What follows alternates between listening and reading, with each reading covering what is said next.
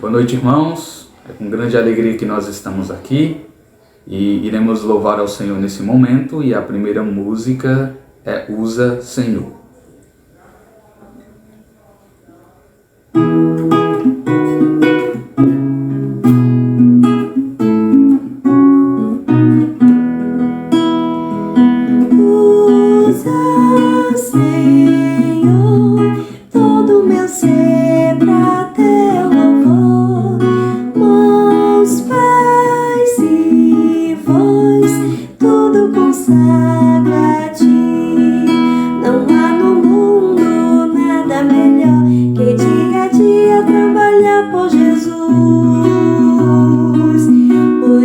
Tudo te entrego a Deus, enquanto neste mundo eu viver.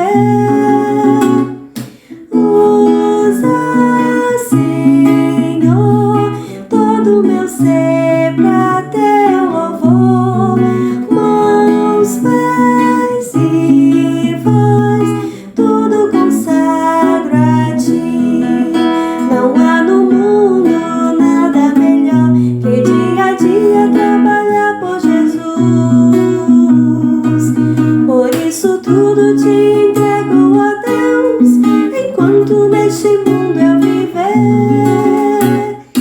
Usa, Senhor, todo meu ser pra teu louvor. Mãos, pés e voz, tudo consagro a ti. Não há no mundo nada melhor que dia a dia trabalhar por Jesus. Por isso tudo te entrego a Deus, enquanto neste mundo eu viver. Usa, Senhor, todo meu ser pra teu louvor. Mãos, pés e voz, tudo consagro, tudo consagro, tudo consagro a ti. Amém, amados? O profeta Isaías, no capítulo 40, versículo 25, nos diz: Com quem vocês hão de me comparar? A quem eu serei igual, diz o Santo. E é exatamente isso que iremos louvar por meio do hino Incomparável És.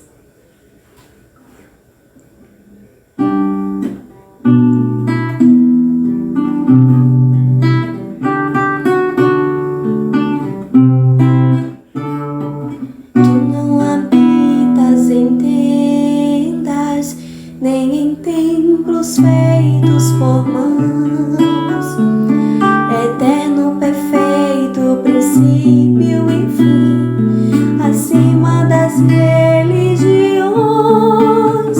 Não há nada no céu, na terra ou no mar, semelhante a ti, Senhor.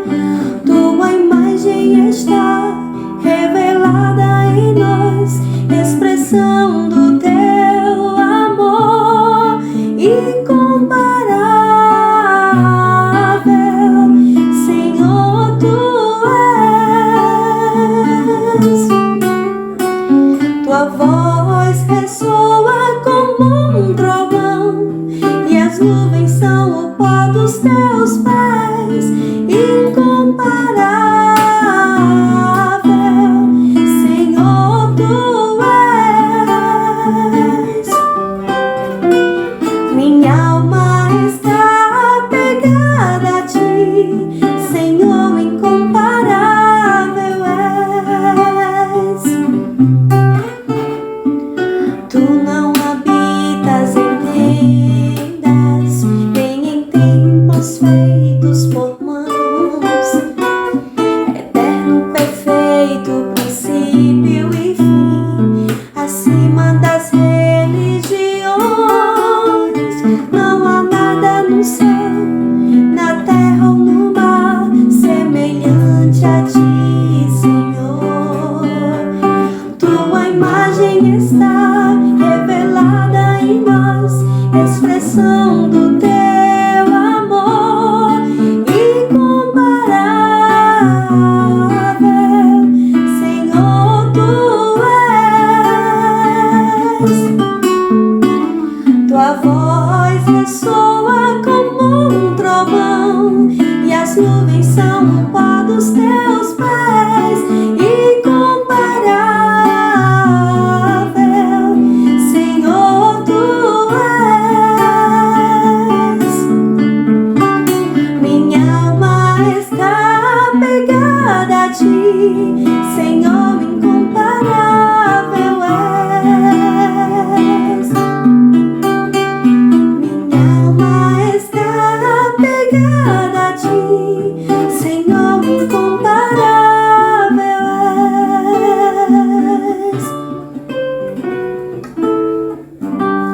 Amém, queridos? Por último, nós iremos louvar o Senhor por meio do cântico Dai Graças. Que o nosso coração possa ser grato ao Senhor. Dai graças.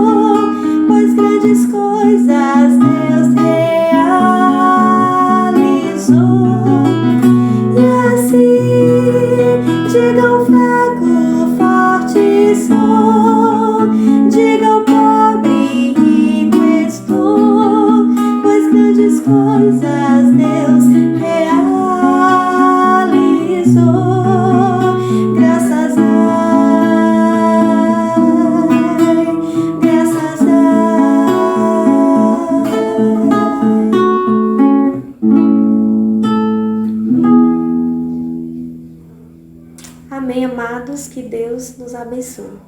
Amém.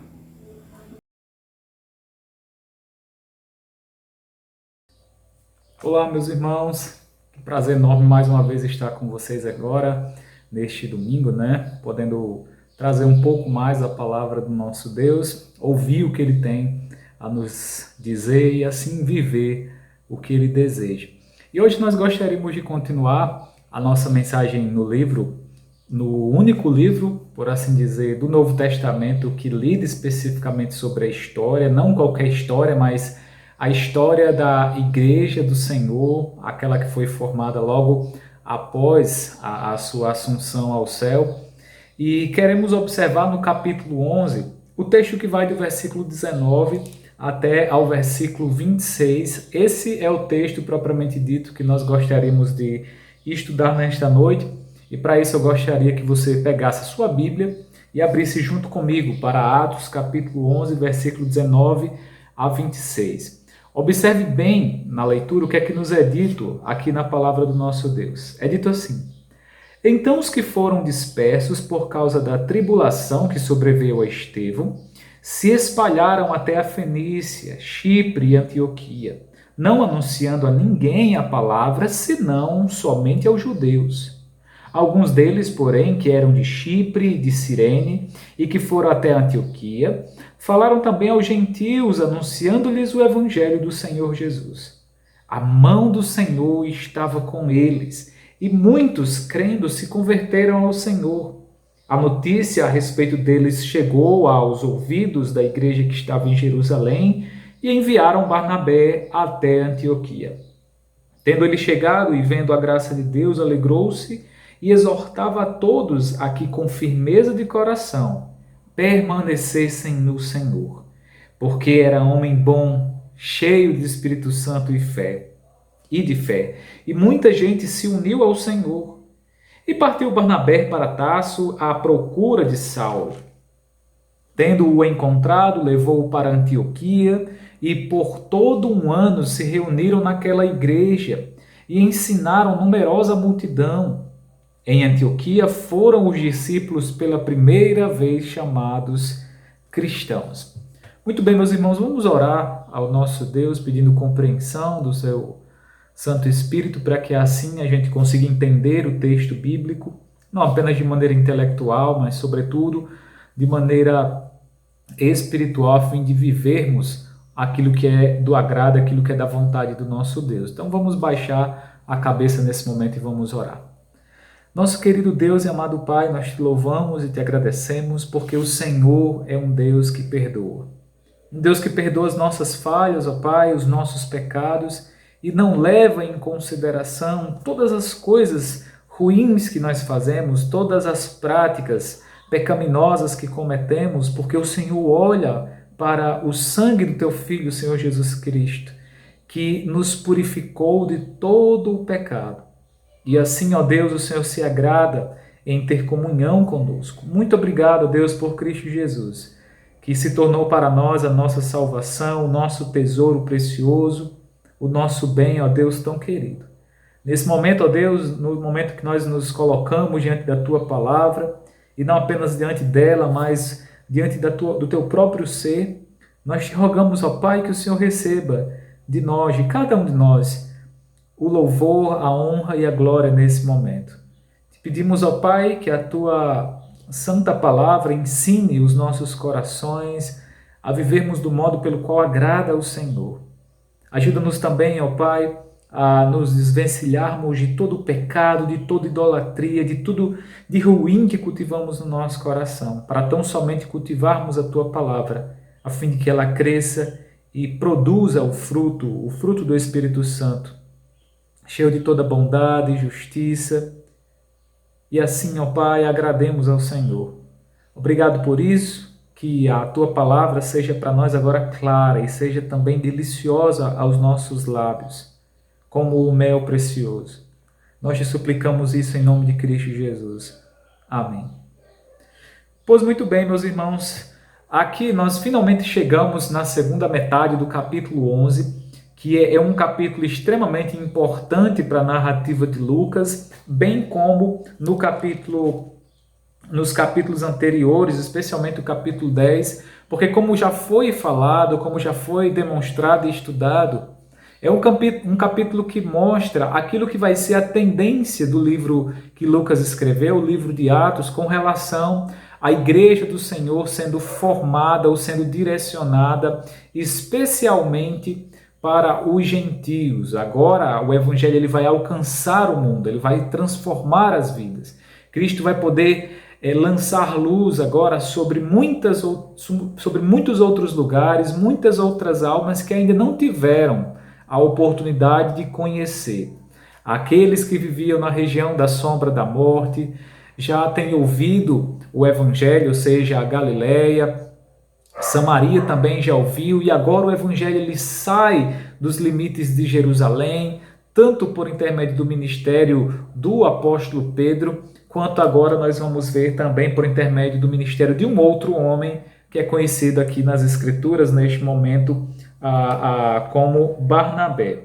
É interessante porque se até então o principal personagem da narrativa estava sob a pessoa do apóstolo Paulo, no modo como ele lida com a conversão tanto de Cornélio quanto também de sua casa, os seus amigos, os seus parentes que ali se achegaram, a partir de agora, no versículo 19 em diante, outro personagem entrará em cena, mas não é um personagem menos importante. Ele vai realizar uma incursão ainda maior do que essa que Pedro realizou ali em Jope com Cornélio, que culminará na constituição da primeira igreja gentílica. Então nós estamos aqui diante do relato da formação da primeira igreja majoritariamente gentílica.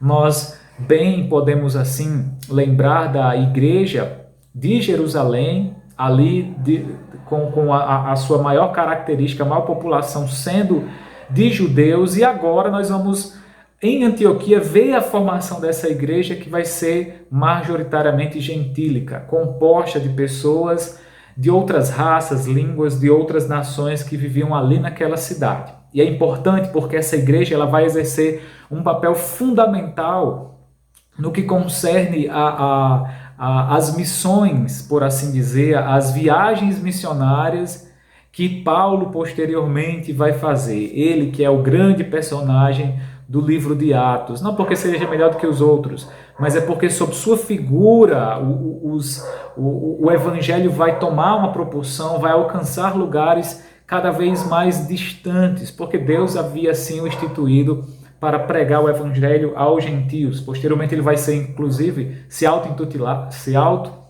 intitular, como o apóstolo aos gentios. Então saímos dessa centralidade da pregação se direcionando para os gentios na figura do apóstolo Pedro, e agora outra figura toma o seu lugar, e nós poderemos chamar assim de o missionário Barnabé, ele que vai ser um homem extremamente importante em todo esse processo. E para mostrar então como tudo isso aconteceu, é interessante porque Lucas começa no versículo 19 falando sobre o que foi que aconteceu logo depois da conversão de Cornélio ali em Jope, quando os cristãos judeus que estavam na Judéia, especialmente os de Jerusalém, ouviram falar a respeito do fato de que também, como no versículo 18 é dito, de que também aos gentios foi por Deus concedido o arrependimento para a vida. Se você olhar logo aí, as palavras finais do versículo 18 dizem exatamente isso, né?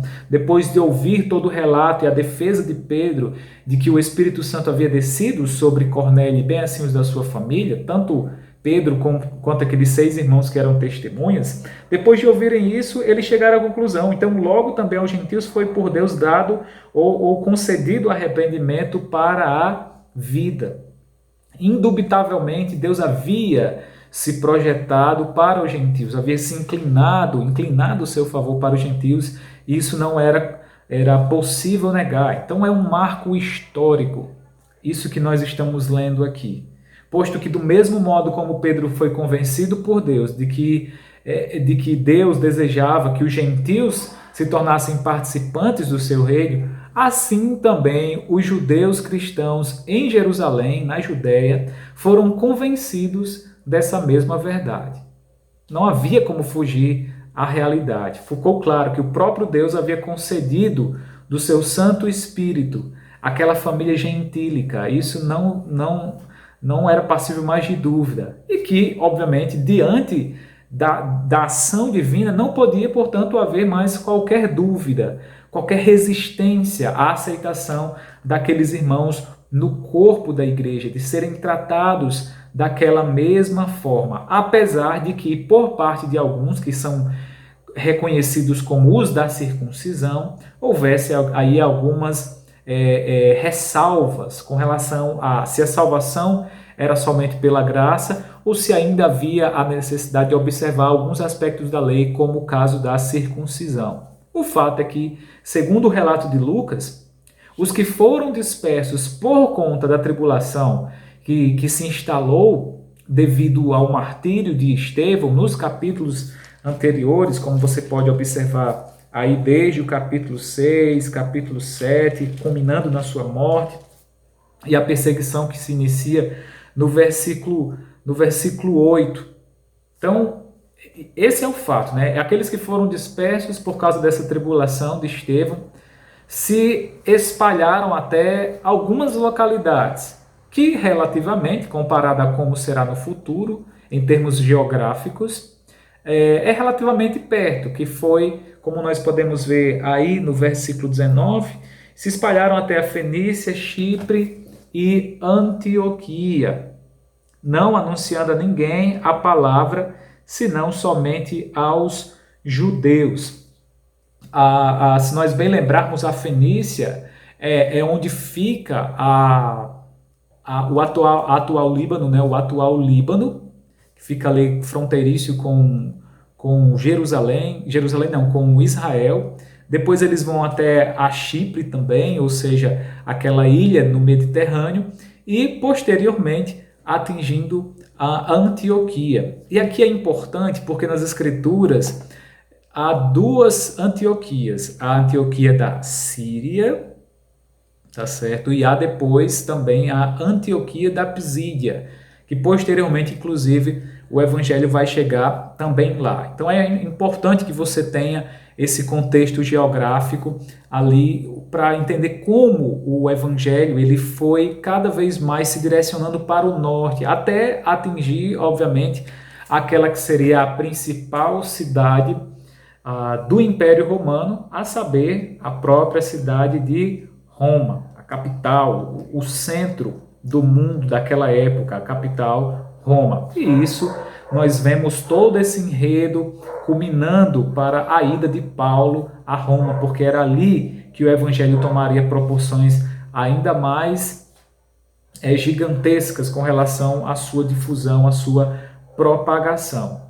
E com relação ao anúncio da palavra, Lucas destaca que os judeus que foram dispersos, eles pregavam o evangelho, parte desses judeus, apenas a outros judeus. O que mostra que esses judeus que faziam isso também tinham o mesmo pensamento que inicialmente teve o apóstolo Pedro e também aqueles que são conhecidos como os da circuncisão. E que problema era esse? Se vocês estão bem lembrados, nós por diversos cultos nós tratamos sobre esse problema, que era a questão do preconceito.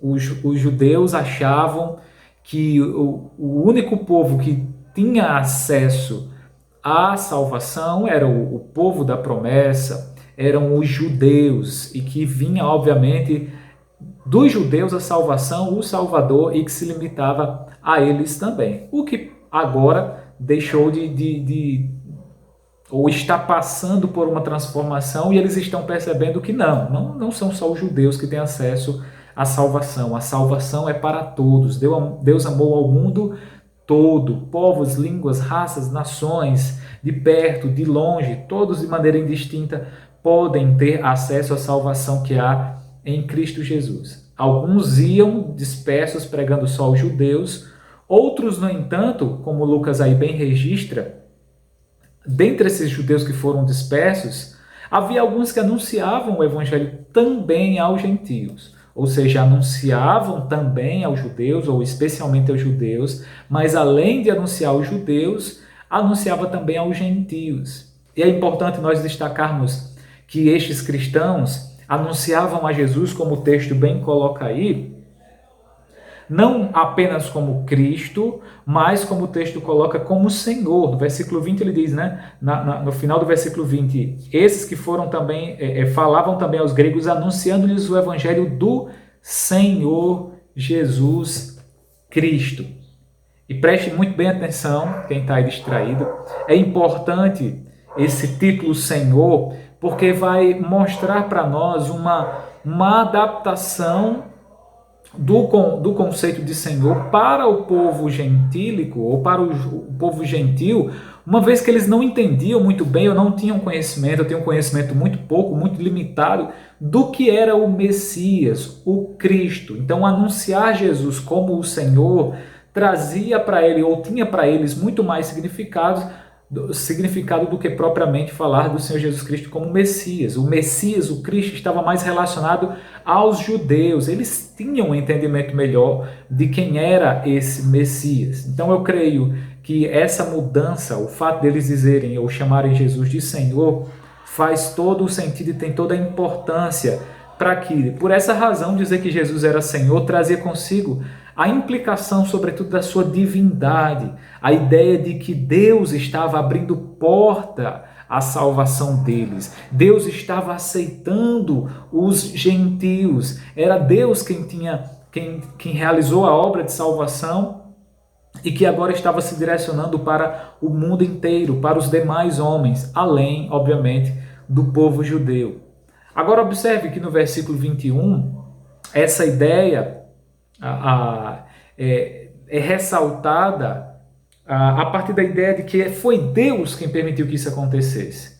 Então observe, eles chamam Senhor, trazendo a ideia daquele Deus criador, soberano de todas as coisas. Ele é o Deus da salvação, o Senhor da salvação. E aí no versículo 21 isso é confirmado quando é dito assim: a mão do Senhor estava com eles, e muitos, crendo, se converteram ao Senhor. A notícia a respeito deles chegou aos ouvidos da igreja que estava em Jerusalém e enviaram Barnabé até Antioquia. Preste muito bem atenção o que é dito aqui. É dito que a mão do Senhor estava com eles. Estava com quem? Estava com aqueles judeus que pregavam tanto aos gentios, tanto aos judeus quanto também aos gentios, de modo que aquelas pessoas, uma vez crendo, se convertiam ao Senhor Jesus Cristo. Esse texto enfatiza, entre outras coisas, meus irmãos, a rápida aceitação que o Evangelho do Senhor Jesus Cristo teve por parte dos gentios. Enquanto que os judeus, quando você nota desde o momento em que Jesus Cristo começou o seu ministério e posteriormente quando esse ministério é levado adiante pelos apóstolos e bem assim pelos seus discípulos, os judeus rejeitaram a Jesus como único e suficiente Salvador, ao passo que os gentios, ouvindo o Evangelho, creram com grande fervor, aceitaram as boas novas de salvação com enorme alegria. Além disso, o texto também nos assegura, meus irmãos, que essa obra só aconteceu por causa de quê? O texto deixa claro para nós. Aconteceu porque a mão de Deus, a mão do Senhor, estava sobre aqueles que anunciavam a palavra. E aqui eu queria fazer uma rápida aplicação para nós, meus irmãos. Eu tenho por certo que a mesma mão que esteve com aqueles irmãos que levavam o evangelho, que disseminavam a palavra por onde iam, a mesma mão que esteve guiando, que esteve convertendo os corações, que esteve dando êxito na pregação da palavra, é a mesma mão que permanece sobre nós hoje nos nossos dias. O mesmo Senhor da obra, há 2000 anos atrás, continua com sua mão poderosa agindo nos dias de hoje. Por isso, meus irmãos, quando nós nos dispusermos a evangelizar, sempre que evangelizarmos as pessoas, a certeza que temos é que Deus está o tempo todo conosco, fazendo a obra através de nós, a obra de salvação, abrindo os olhos às pessoas, dando do seu Santo Espírito para que por meio da conversão, do arrependimento, da mudança, do exercício da fé, venham ter a salvação. Deus faz isso, meus irmãos, através da mensagem pregada. Aqueles que foram destinados para a salvação, por meio dessa mensagem, chegam ao pleno conhecimento da verdade ainda hoje, por meio do Senhor Jesus Cristo. Por isso você e eu não temos o que temer quando evangelizarmos. Não temos que ter ressalvas. Pregue o evangelho, anuncie as boas novas de salvação. Fale de Cristo, porque Deus está conosco. E se Deus é por nós, meus irmãos, quem será contra nós nessa obra? Quem se colocará como opositor dessa obra? Nós sabemos que o diabo faz isso, mas Deus é quem dá o êxito. Apesar de tudo o que o diabo faz, Deus nos dará o êxito na nossa pregação, nos dará o êxito no nosso evangelismo.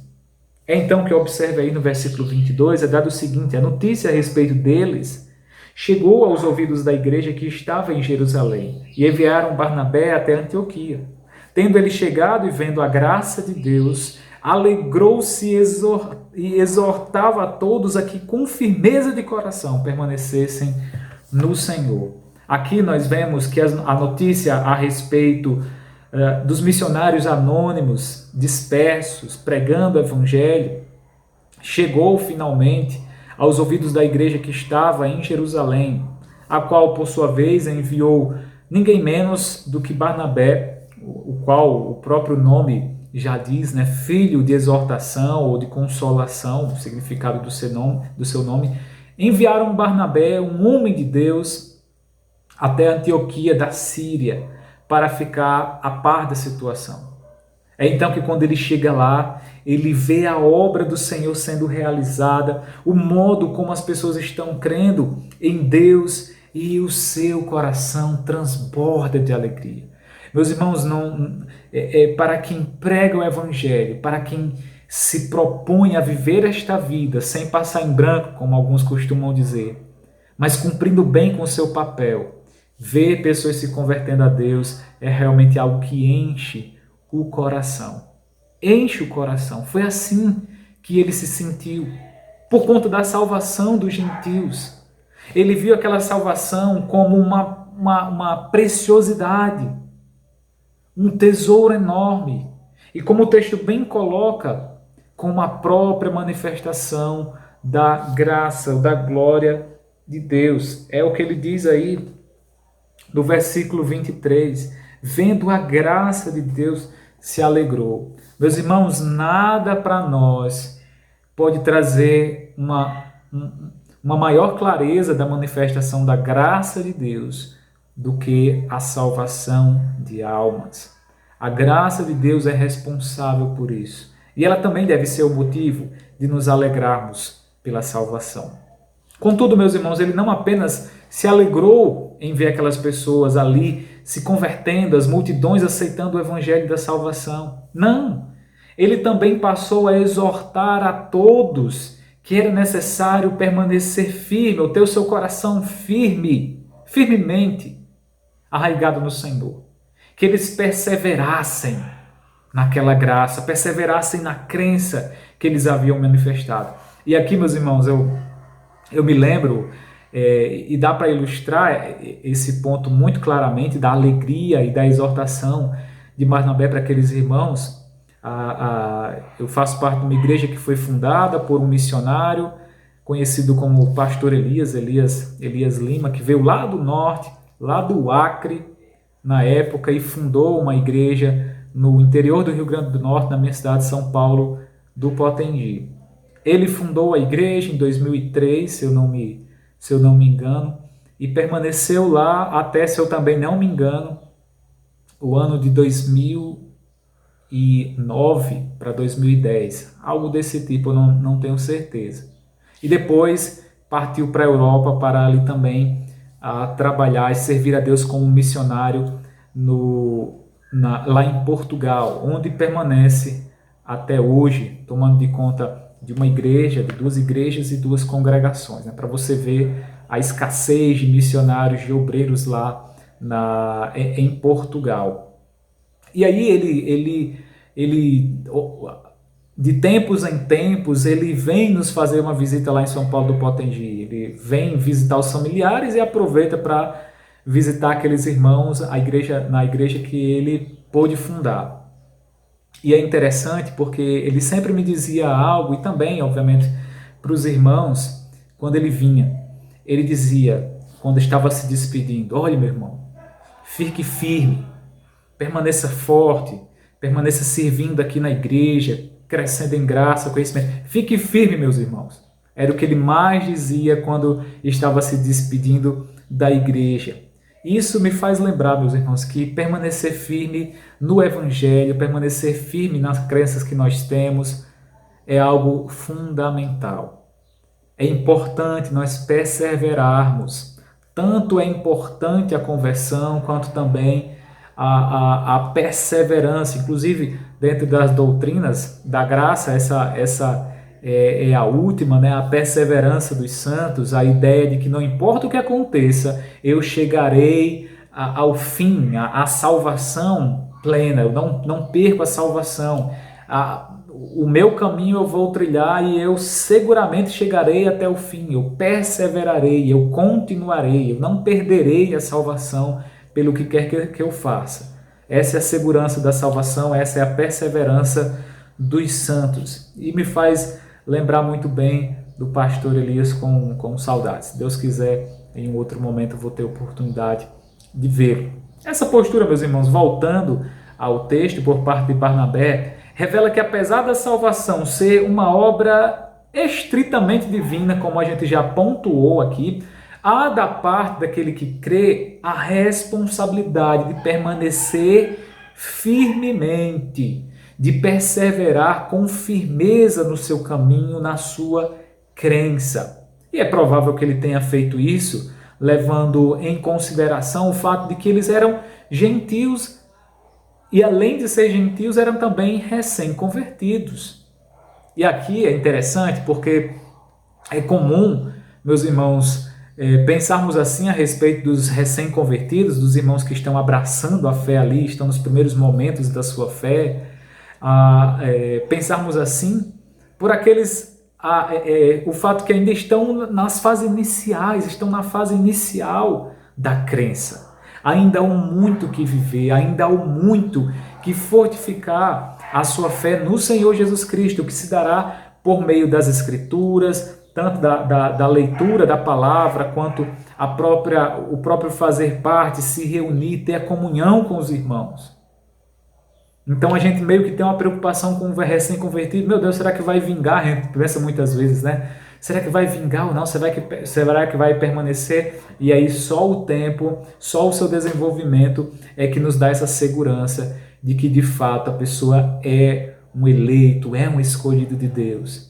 E aí, por não conhecermos quem são esses eleitos ou não, a gente acaba que fica um pouco apreensivo sobre os recém-convertidos. E para exemplificar essa verdade, eu gosto sempre de lembrar da parábola do Senhor Jesus Cristo, aquela parábola tão conhecida, tão significativa para nós, que é a parábola do semeador. E aí eu queria que você fosse rapidamente, Mateus capítulo 13, para nós lermos esse texto e aí entendermos melhor porque essa preocupação de Barnabé. Mateus capítulo 13, a parábola do semeador. Eu acho que todos já conhecem aqui. Eu vou para a interpretação, o final da interpretação da parábola.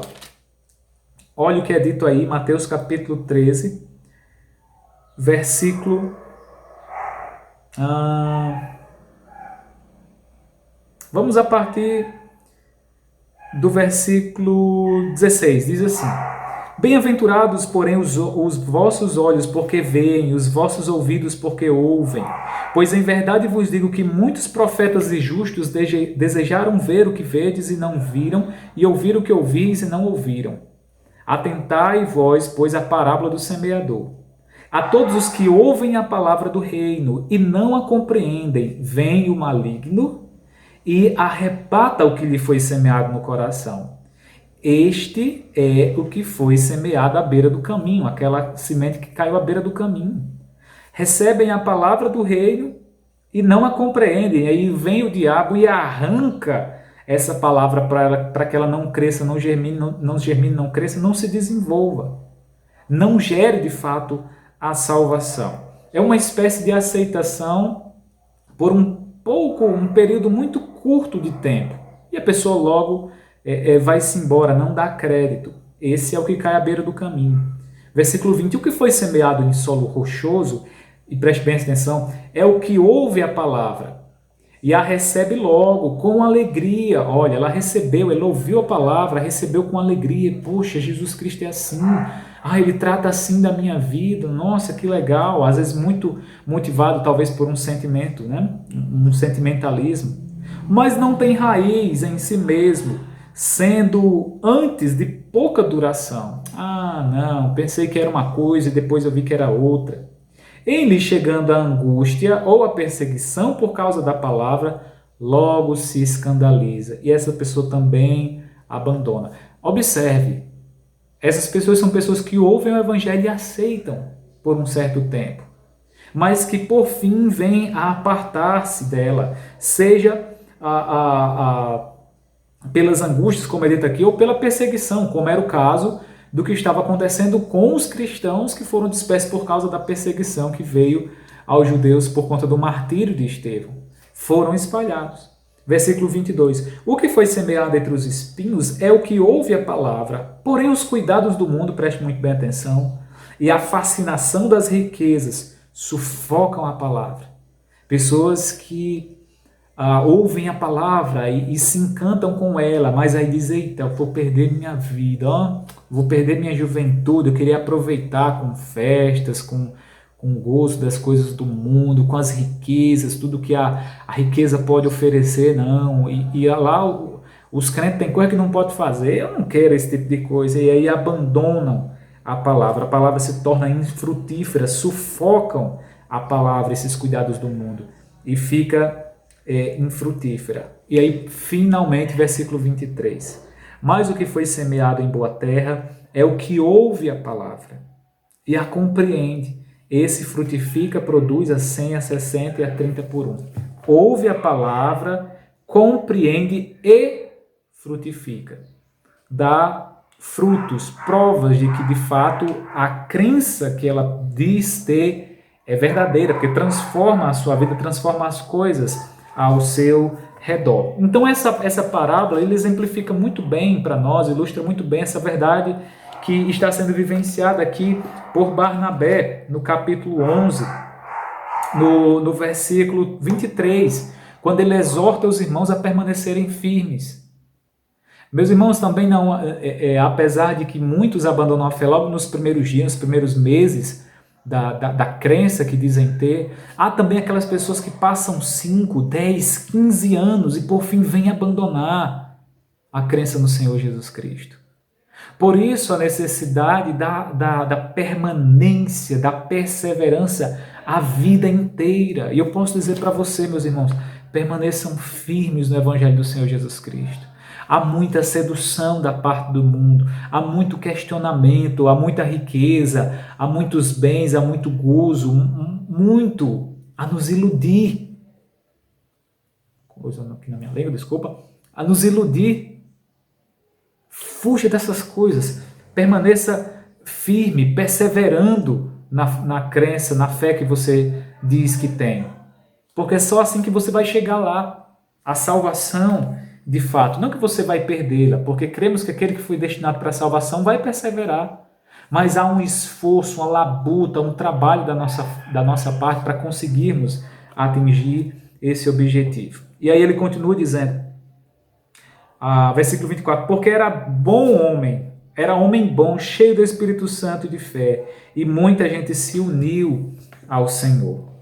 Lucas toma a palavra nesse verso 24 para dizer que Barnabé fez tudo isso porque era um homem bom, cheio do Espírito Santo, um homem embebido pelo Senhor. E também um homem que tinha fé, cria piamente no Senhor. Não há dúvidas, meus irmãos, de que o êxito na obra missionária se dá por conta da ação divina, de que é Deus quem dá o êxito. O homem planta, mas é Deus quem dá o crescimento. Essa verdade é nítida para nós. No fim das contas, o êxito de um ministério missionário se dá não por conta do modo como o missionário age, dos seus métodos, mas, sobretudo, por conta de Deus. O método não é nada se Deus não quiser salvar. O homem pode pintar e bordar para tentar salvar o pecador, mas se Deus não quiser, isso é em vão. Isso, obviamente, também não desmerece ou não diminui a responsabilidade do homem. Se temos métodos para evangelizar, para fazer a igreja pensar em missões de maneiras mais eficazes, vamos fazer isso, porque Deus também age através dos métodos. Não é o método quem salva, é o Senhor, mas Deus usa os métodos também para salvar, como canais de salvação, de bênção para que a salvação seja aplicada na vida daquelas pessoas. Então veja só, esse é um homem usado por Deus, é um homem que está exortando, encorajando os irmãos a perseverarem na sua fé até o final. Tanto é importante, é essencial a atuação soberana de Deus, como também é essencial aqueles que evangelizam com bondade, com o Espírito Santo em seu coração, cheios de todo fruto de justiça e de misericórdia, e pessoas de fé. Apenas as pessoas que têm fé, que são cheias do Espírito Santo e são bondosas, vão ver a necessidade de pregar o Evangelho, e vão pregar da maneira correta, da maneira como agrada a Deus, fortalecendo assim os recém-convertidos também. É fato, meus irmãos, que muita gente, como é dito, diz no texto, se uniu ao Senhor e a igreja gentílica pôde crescer aos pés daqueles homens como Barnabé, cheios de graça, cheios de bondade, cheios de Espírito Santo e com uma fé inabalável, uma fé forte. É então que chegamos aos 2 últimos versículos e, portanto, já caminhando para o final da nossa mensagem. E nesses 2 últimos versos, nós vemos que, depois de estar em Antioquia com os irmãos, Barnabé partiu para Tarso, uma cidade também mais ao norte, inclusive ao norte de Antioquia, à procura de um homem que até então estava, vamos dizer, na geladeira, estava esquecido nesses últimos capítulos, que é Saulo. Saulo, que posteriormente vai ser conhecido como Paulo, o grande apóstolo Paulo. Ele vai para Tarso, cidade de Saulo, tendo encontrado, vem com Saulo, retorna com Saulo para Antioquia, e durante um ano inteiro eles se reúnem naquela igreja, na igreja de Antioquia, para ensinar uma grande multidão.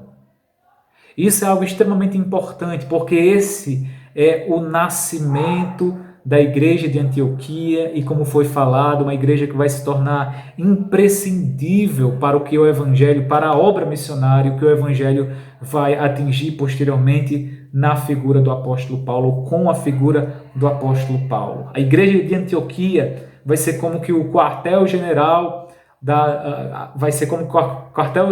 que vai enviar esses missionários em suas viagens, levando o evangelho, disseminando-o ainda mais de maneira geográfica pelo mundo gentílico, e assim sendo instituídas ou começadas, iniciadas outras igrejas, mas ela vai ser fundamental, ela vai ser primordial para que esse evangelho consiga atingir a proporção que chegou, ou que atingiu. E é importante, meus irmãos, que uma igreja que se envolve na obra missionária é uma igreja que cresce para a glória de Deus.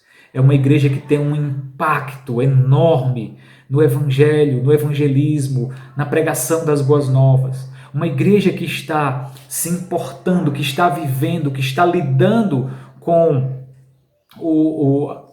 missões. É uma igreja que está dilatando o reino de Deus fortemente aqui nessa terra e está fazendo com que esse evangelho cresça ainda mais. Meus irmãos, o meu desejo é que a congregação Missão Filadélfia seja essa igreja.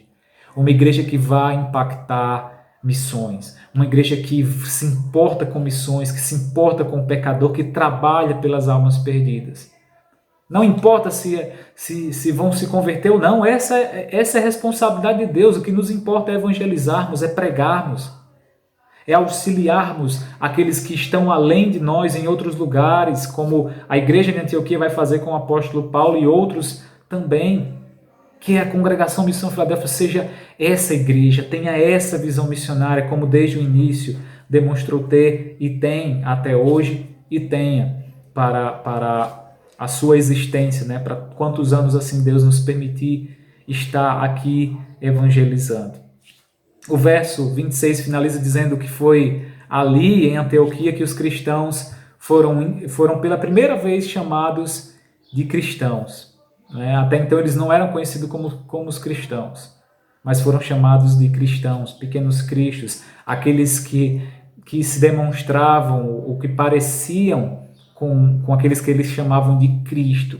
Obviamente essa palavra tinha um contexto pejorativo, muitas vezes até jocoso, né? de mangação, como a gente costuma dizer lá na minha terra, mas vem a se tornar um título fundamental para nós. Hoje nós somos cristãos, pessoas que creem no Senhor Jesus Cristo, que no seu viver refletem a Cristo. Somos pequenos cristos, pequenas figuras de Cristo.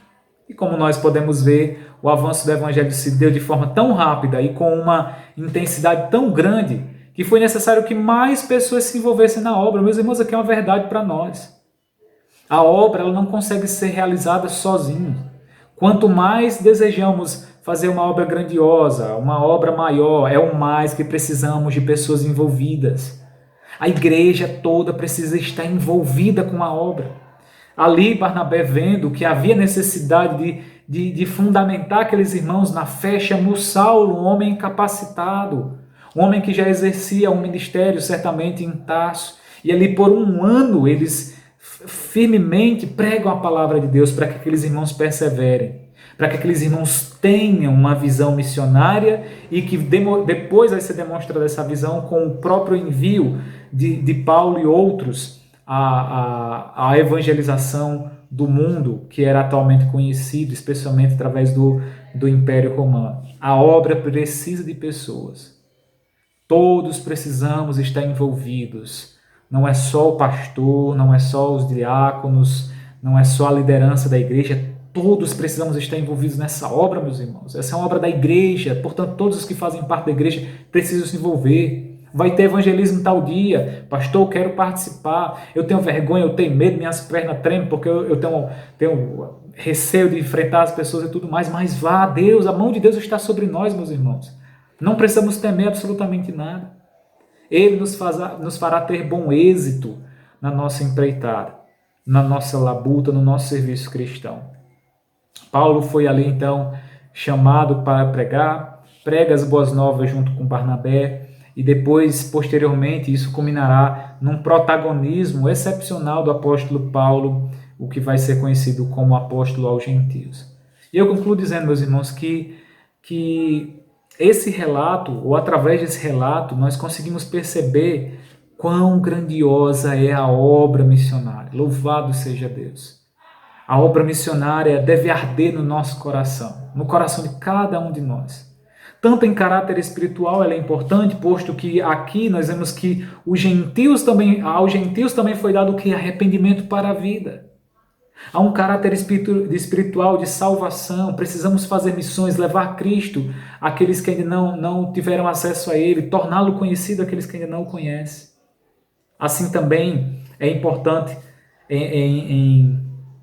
no caráter missiológico, precisamos fortificar os nossos braços, a nossa mente, o nosso espírito para missões. Precisamos fazer isso. Como igreja, meus irmãos, nós precisamos nos envolver com a obra. A obra é nossa, é da igreja. Atos vem demonstrando isso para nós já há muito tempo.